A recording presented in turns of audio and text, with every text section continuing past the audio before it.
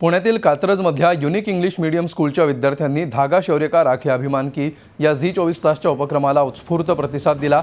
या शाळेतील 400हून अधिक विद्यार्थ्यांनी यावेळी पत्रामधून जवानांप्रती आपल्या भावना व्यक्त केल्या। एवढंच नाही तर जवानांच्या शौर्याला कवितेच्या माध्यमातून अनोखी सलामी दिली। जवानांपर्यंत आपल्या भावना पोहोचवण्याची संधी दिल्याबद्दल विद्यार्थ्यांनी झी24 तासचे विशेष आभार मानले।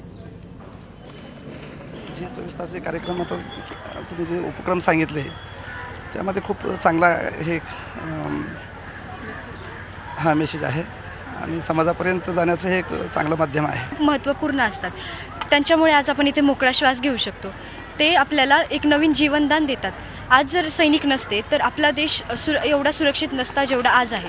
तर त्यामुळे सैनिक हे आपल्या जीवनात खूप महत्त्वपूर्ण आहेत आणि त्यांना ते त्यांच्या जीवाची बाजी लावून तिथे लढतात।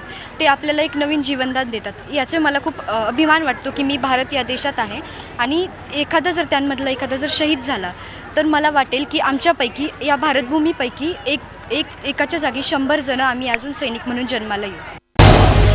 झी24 तास रहा एक पाऊल पुढे।